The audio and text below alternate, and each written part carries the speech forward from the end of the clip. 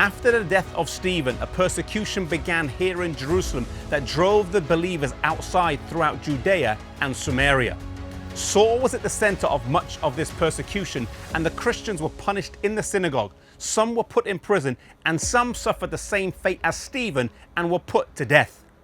As the early church was driven from Jerusalem by persecution, Acts chapter 8 verse 4 says that they went everywhere preaching the gospel, fulfilling the biblical command to go into all the world and share the good news.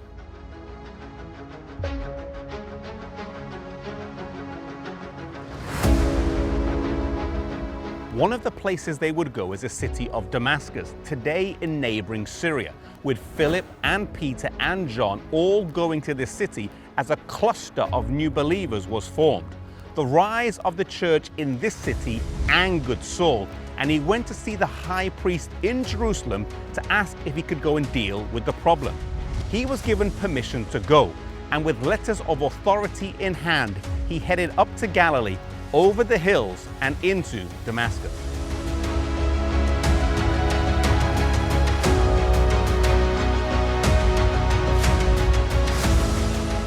However, on his way he was stopped.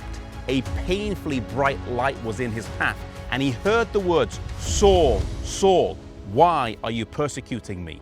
He asked who it was, and the answer came back, "I am Jesus." Imagine being on your way to persecute the followers of Jesus, and Jesus himself comes down to see you. Jesus knew what a powerful worker he could become if he turned his life around, and so he came down personally to meet with him. He asked what he should do, and he was told to go into the city, but he had lost his sight, and so his companions had to help him get there.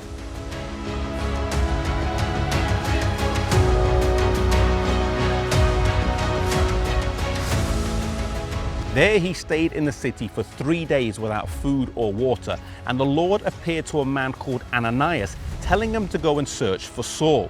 He was initially hesitant, knowing he was the man who had come to persecute the believers, but he agrees and goes and finds him, and through an act of God, Saul's eyesight is restored.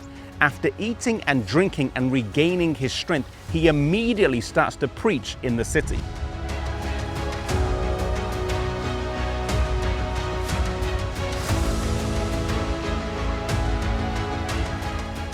Saul was an incredibly gifted man, and the force of his reasoning was not something that people could argue with. And realizing that they could not battle him theologically or intellectually, the Jews decided to kill him.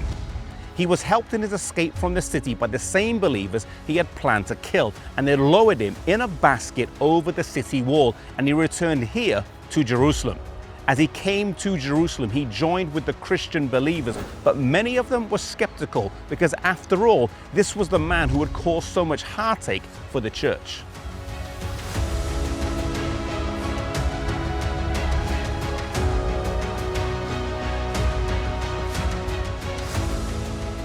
Here was a new believer in the faith, someone who was incredibly gifted and could do great things for the cause, but the church was not sure about his story. How he is received now is a pivotal point in the future of the church and in Saul's life. In Acts chapter 9 and verse 27, the Bible says, "But Barnabas took him and brought him to the disciples and told them how he had seen the Lord." But Barnabas. Maybe today you need a Barnabas, or you need to be a Barnabas for someone else and be their advocate. Maybe someone you know is trying to come back to God, to come back to church. Maybe you need to give them some responsibility, to forgive their past indiscretions and to give them a fresh start, as Saul was given with Barnabas. May we see other people as Christ sees them and look for the best in them.